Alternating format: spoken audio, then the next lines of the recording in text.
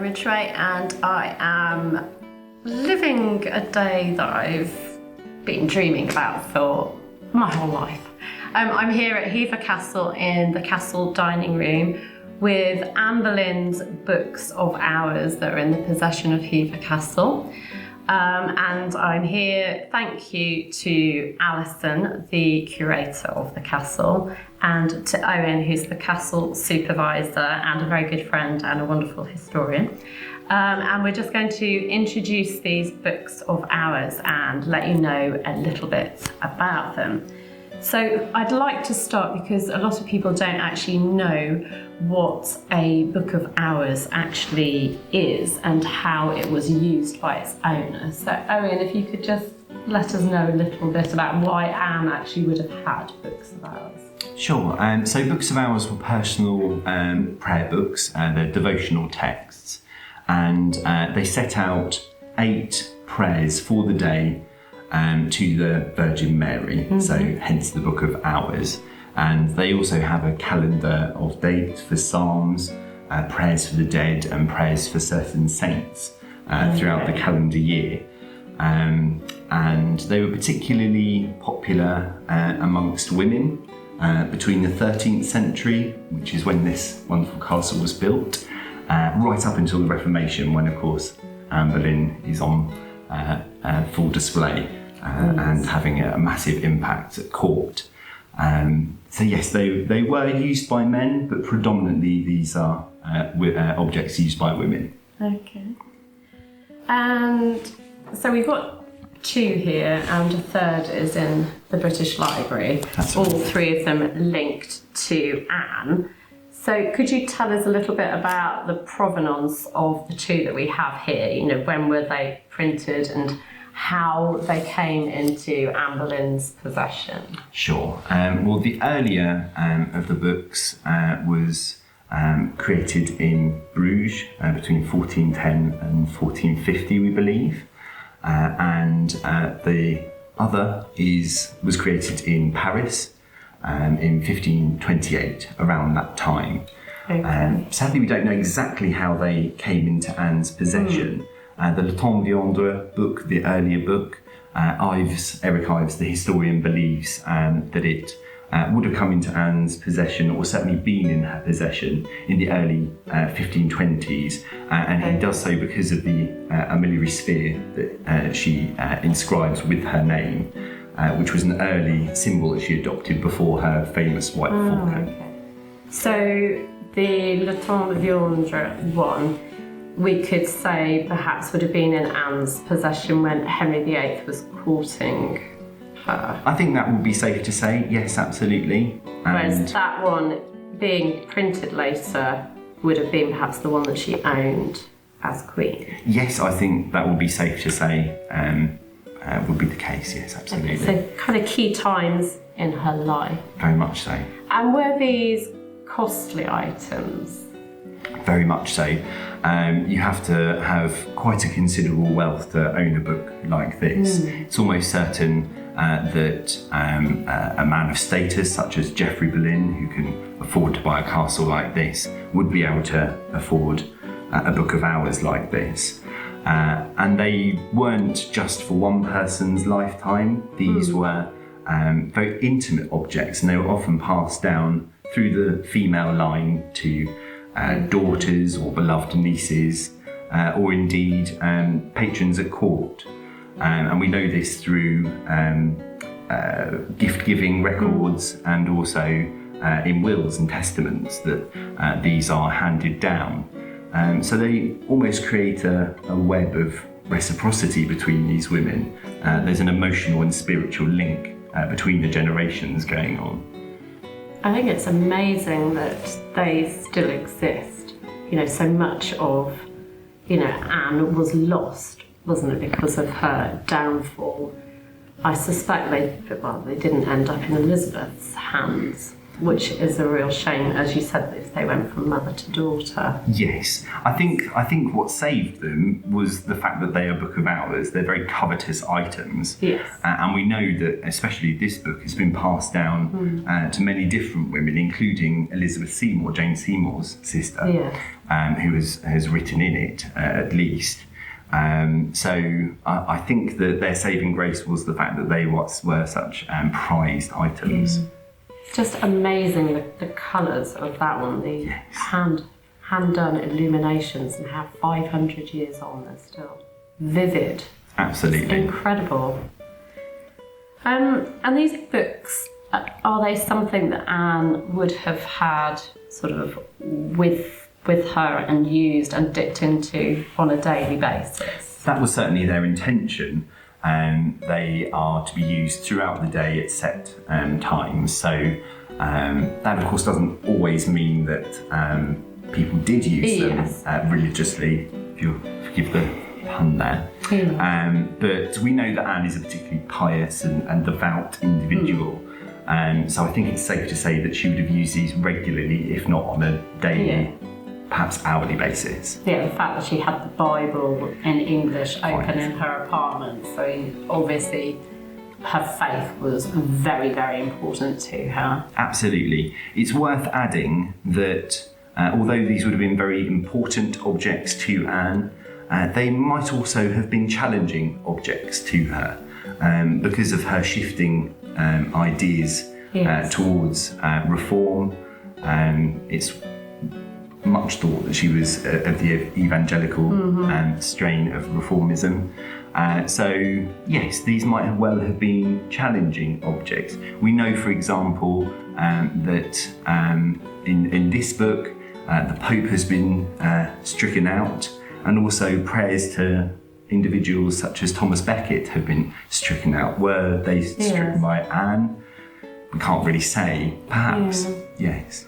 Yeah, because I mean, Anne, from my research into her faith, she can't be called a Protestant because it's too early in the Reformation, and she was reading French works, the French reformers, which were non-schismatic. Yes. But then again, she was also reading the literature which obviously Henry VIII grabbed onto, about how rulers are only answerable to God and not to the Pope. So the authority of the Pope was being challenged, and it was all about getting back to the authority of Scripture. So yeah, it is interesting that she owned books that were obviously very, very the old kind of ideas at a time when faith was changing. So these are books from like a key time. Yeah, they certainly are, and I think it's very interesting that of all the items that survive of Anne's, it's primarily books that we have that describe how complex her attitude towards religion was. Her Bibles, her works by Lefebvre, and we know that she is possessing heretical books, banned books, books that people have died for possessing. And that's why William Latimer was searched on that day, May 1536, when he landed at Sandwich, hoping, I suppose, that he'd got some heretical books. Absolutely. I think George had gone further down the line. I think Anne would have been what we call a Protestant now had she lived. I think her faith would have gone on to develop. I think George was ahead of her with the kind of manuscripts that he was having translated for her and that. I'd agree with that very much so, yes. Yes. Okay, now I need to ask you about the inscriptions because obviously we know that they belong to Anne because they actually bear Anne's signatures. That's right. And what do you think, could you talk about each inscription and what you think and why Anne wrote those inscriptions, what it kind of meant to her? Could you only write in books? Actually, I write in books all the time, but Anne would only have written in these beautiful books if it was something important. Absolutely. I think we can tell a lot by what she meant, or we can certainly start to theorise yes. by where she has written them. So in this book, the earlier, she has written Le temps viendra, or The Time Will Come, Je Anne Boleyn, I Am Boleyn. The fact that she's written it in French may suggest that she's writing it around the time that she's come back from the French court. But as we know, she was pointed out as being mistaken for a French woman born, so it really could have been from any point in her life. But it has been written on a page that demonstrates the Last Judgment. So is Anne being pious here, perhaps, in thinking about her own mortality? Or is it slightly deeper than that? Is she thinking about her legacy before she dies? Is she thinking about perhaps the succession and what her legacy will be?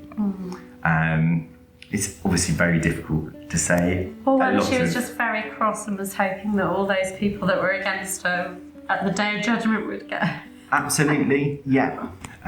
Or are we reading too much into where it's been placed, and is she prophesying about her role, what is going to be? I love the astrolabe. Yes. So it's such a kind of crude drawing, and it is. But again, it's alluding to time and her place in that time. So it's a bold statement, I would say. It's typically Anne in the fact that it's very, very bold, but also, again, mysterious. If anything that could describe Anne in two words, I would say bold and mysterious. Mysterious. Yes. And the inscription? Yeah, so in the Remember Me book, it's often cited by historians that the inscription is written by the coronation of the Virgin. It isn't actually, it's, as you can see, it's written adjacent to the presentation in the temple, which I think is actually a far less subtle, has far less subtle meaning. I think what we can theorise here is that Anne is asking for hope again for a male heir, for the succession, and to be remembered in people's prayers for that particular end. And that's so poignant because obviously, really, it's the lack of a male heir that is definitely a factor in 1536. I mean, I would say that it's the primary factor. Yeah, I think it underpins everything that happens. Yes. The reason that the pictures come into play when we're the illuminations is because it's so obvious in the British Library version that when Henry is talking about suffering in his inscription, it's next to a picture of Christ suffering, and Anne is talking about giving Henry what he wants next to a picture of the Annunciation. So they're using the pictures to send a message. Yeah. But of course, that book is communicating between two people. This isn't. This is something that's personal. Yeah, we do have to bear that in mind.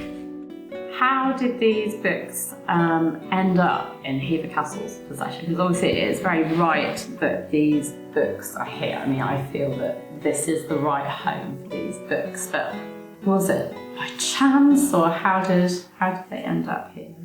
So this book was purchased by William Wardorf Astor, we believe sometime before 1919. Okay. William Wardorf Astor purchased Hever in 1903, and we really owe a lot to William Wardorf for saving the castle and bringing his millions of wealth to it. He was very good at collecting Boleyn material. Not all of it was particularly bona fide, but this is verifiable Anne Boleyn material.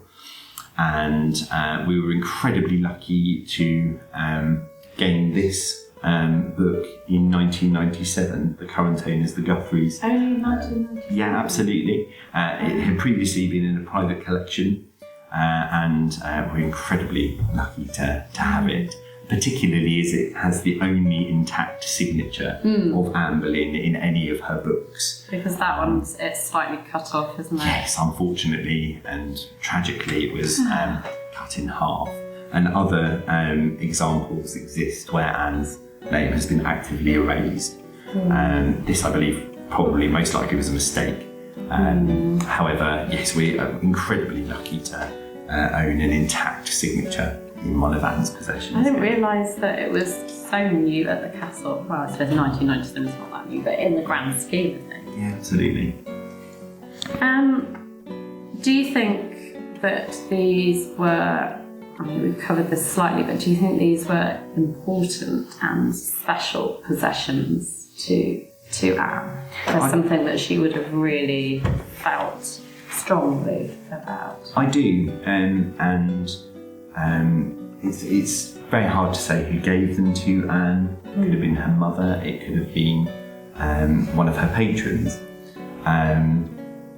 But I do think they would have been incredibly important to Anne, and the fact that she has written such mysterious inscriptions in them tells us something about the fact that she's using them, she's leaving her messages for future generations to read. So I do think they would have been incredibly important to her. As I alluded to earlier, I think they might well have been challenging at points as well. And maybe she did alter them as the religion shifted according to the schism that occurred because of her. But yes, I do think they would have been incredibly important. Yes. Obviously they're in the Book of Hours room in the castle. What steps are taken to preserve them? Because I mean, I notice how faded, particularly Le Tombe Viande inscription is, and also how thin the vellum is on that page, just because people through the generations have obviously been interested. We're all so interested in Anne Boleyn. So how do you go about keeping these books so that they can be enjoyed by future generations? Well, our curator is incredibly attentive. They receive daily attention, checking the light and temperature levels. And we also keep the signature pages closed. Yes. It would obviously be wonderful to be able to open them permanently to those pages so that people can really experience Anne's presence on those pages almost. But we do want to keep them for many generations to come. As you alluded to, this signature is incredibly faded already, and we really can't risk the light damage. But on certain special occasions, often on her death date, you can come to Hever and experience the books open to those pages. And the display case they're in has got like a little audio visuals with it. It does indeed, sort of explaining it, and pictures of the inscriptions as well. Absolutely. So yeah, you can get a virtual experience and see the book themselves. They are Anne's prized possessions. We're incredibly lucky to have them here at Hever. People often have quite emotional experiences when they encounter them. So yes, yeah, because there must be people that come to the castle specifically to see these, and also the portraits of Anne. Absolutely. You know, this being Anne's family home, there must be people that these are important objects to, and they really want to see them. Very much. So they're on display all the time whenever the castle is open. Indeed they are, yes, absolutely. Yeah, it's wonderful. Oh, thank you so much. Is there anything that you would like to say extra or point out about these books? Anything extra? I think one thing that isn't particularly well known about the books is how many additional people have written in them. You can experience that, however, on the virtual tour, as it were, behind each book on the bookcase. So I would encourage people to come in and look at just how varied a lifespan these books have had. Obviously, most people will come to look at Anne's signatures, but they have a very rich lifespan, these particular books. So that's an added something that I think visitors will be very interested in.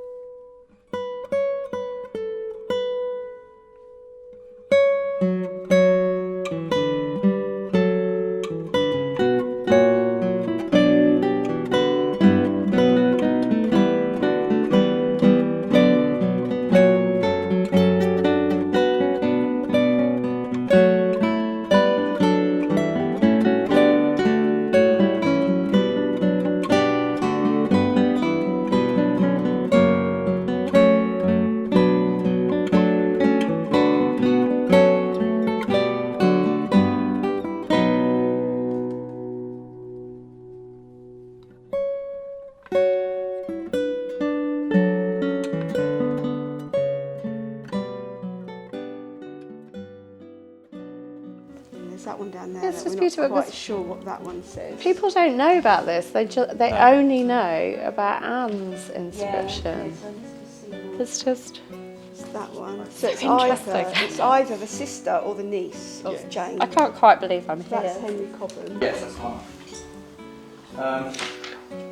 Put the lightest pressure ever. In your own time.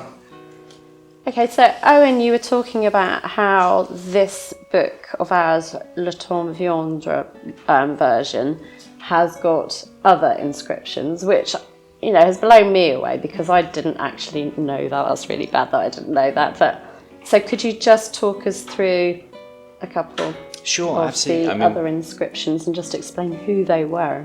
Indeed. Yeah, so this is an inscription by Henry Cobham.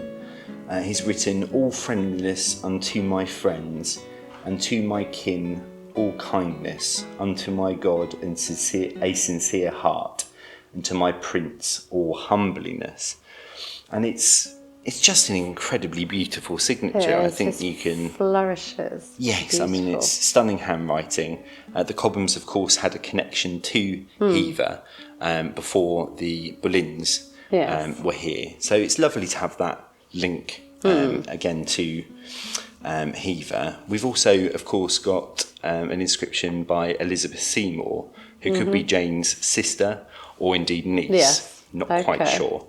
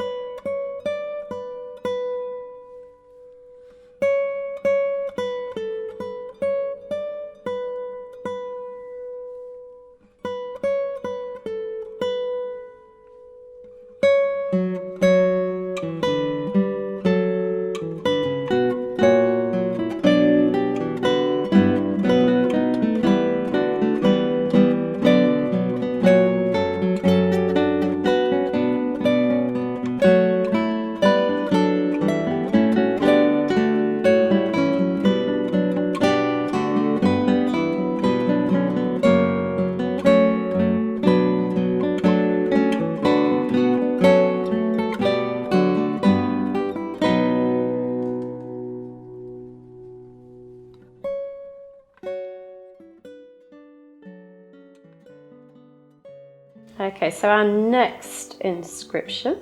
So can you tell us a little bit about who we've got here? So this is signed Elizabeth Seymour. It could be Jane Seymour's niece, but it's probably more likely to be her sister.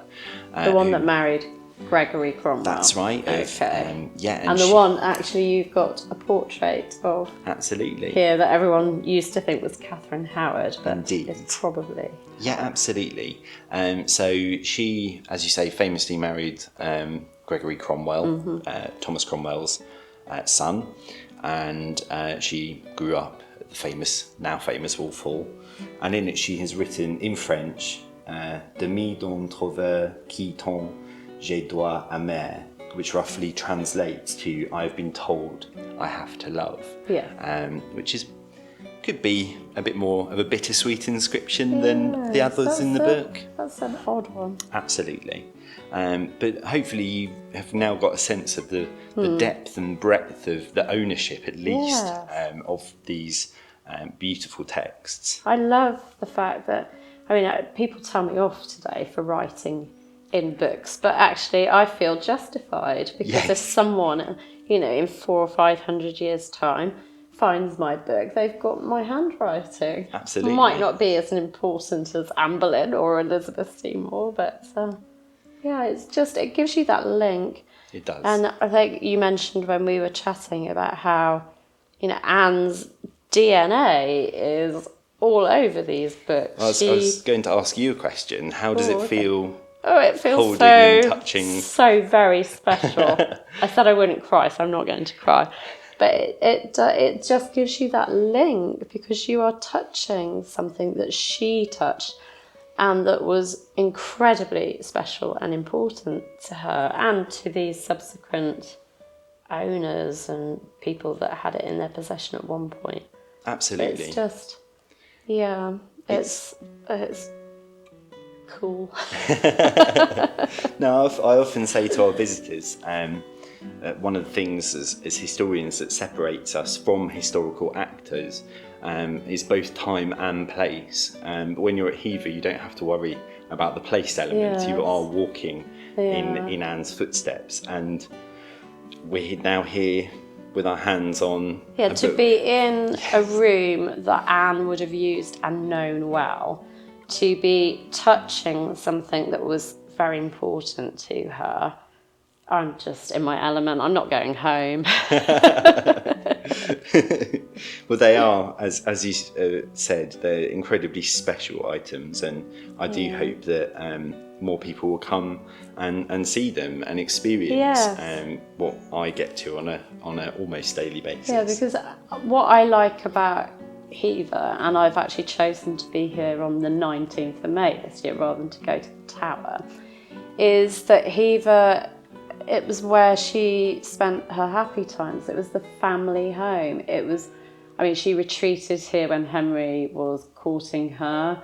She had sweating sickness here. She came back here when the Henry Percy relationship broke up. The key moments in her life were spent here, and also happy times. Yes. I can just imagine the Boleyn children when I'm walking around here just playing, and I love it here because I get a sense of Anne. I know obviously the gardens have changed, but I did the lake walk yesterday, and I know the lake wasn't there or anything, but I was looking at the landscape thinking Anne probably went hunting, here, and you get that link with the past and with Anne and George and Thomas, Elizabeth, Mary, with them all. Absolutely. You're right. This is where Anne spent many happy days. Yeah. In many ways, Hever is the last surviving witness to Anne's childhood, the thing we know least about her. And of course, Hever was full of heartbreak at times. We know that Thomas and Elizabeth would have been here on this date back in 1536, and we can't imagine how awful that must have been.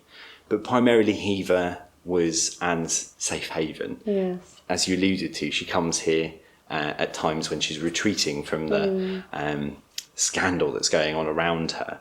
So we really do get a sense that this is Anne's safe place. And I do wonder to myself, when she was in the tower, we know she's thinking about her mother. Yeah. Was she thinking about Hever? Was she hoping to come back? Yeah, so very sad. Oh, thank you so much. You're more than welcome. Now I'm just going to walk off with the Book of Hours in my luggage, and you won't notice. I'm going to take it. I can't because I'm going to burst into tears. I can't tell you anything exciting. Oh, I'm blown away. I'm holding Anne's Book of Hours. I'm just, I'm going to cry, so I'll shut up. Very, very special. Okay, if you thought I was being all choked up and emotional about the other book, this is the one that actually really, really means something to me, because this is the Le Temps Viande book, and I've actually got it open very, very carefully at the page where Anne has written that inscription along with the astrolabe, and it's something actually that's so important to me that I've put it on my arm as a tattoo. Because I just wanted that link with Anne, and I'm having to control my emotions here because it is so amazing to be able to hold this book, and Hever Castle have been so very kind to let me do this, because this is my dream, and I'm just going to walk off with the book now. I would highly recommend coming to Hever Castle, obviously the family home, childhood home of Anne Boleyn, because there are so many things here that are linked to Anne. I mean, I'm standing by the very famous Hever rose portrait, Anne holding the rose, hence its name, but there are various other portraits of her here as well. There's Anne Boleyn's bedroom, the bedroom that they believe that Anne would have shared with her sister Mary, so you've got that link with her. And I just go around touching stone walls and that, and thinking about how I am walking in her footsteps. And you've got the Books of Hours as well in the Books of Hours room. 2 of the 3 books that are linked to Anne, we know that they were hers. She's inscribed messages in them, and her signature, her DNA is absolutely all over them. So really special objects here, and also it's stunning. It's a beautiful castle with stunning grounds, lovely gardens, and you can just get lost in them. So it's a real link to the past and to Anne Boleyn's life.